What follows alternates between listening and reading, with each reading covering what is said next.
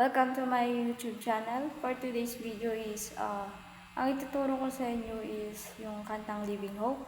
And then, syempre, don't forget to like and subscribe. So, umpisa na natin.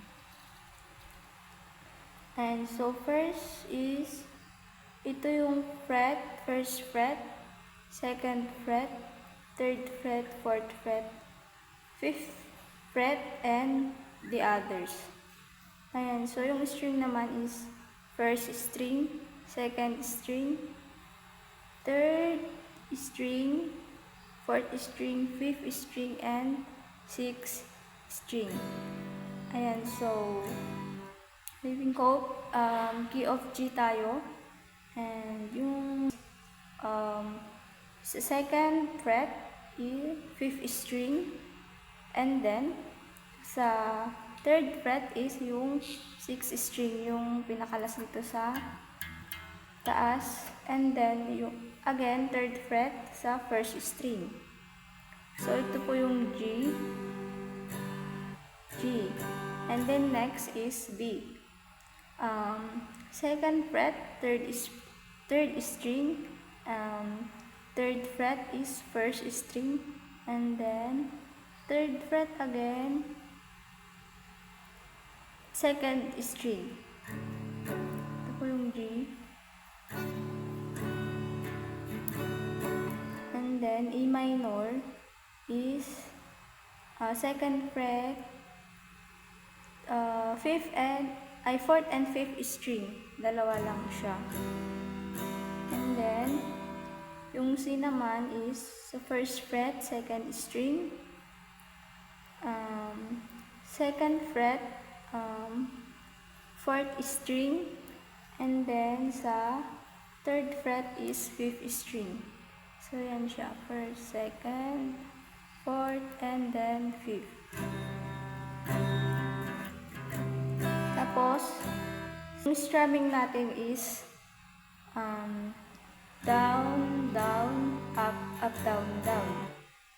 Ulit. Down, down, up, up, down, down. G, D, E minor, and then C. Yun po yung mga chords na gagamitin natin. So, first is G. Down, down, up, up, down, down, B. Down, down, up, up, down, down, E minor. Down, down, up, down, down, and then C. Down, down, up, down, down. And so, try natin.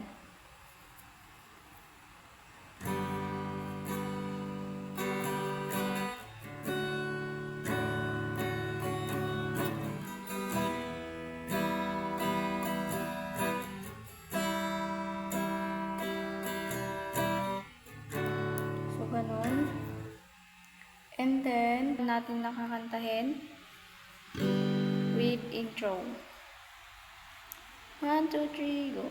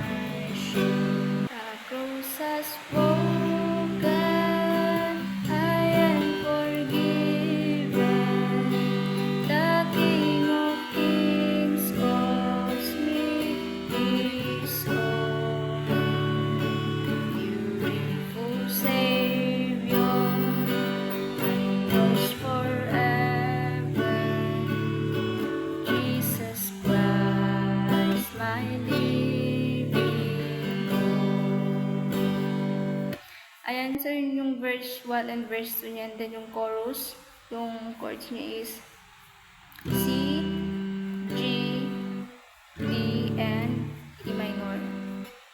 C, G, D, and then E minor. So, hallelujah.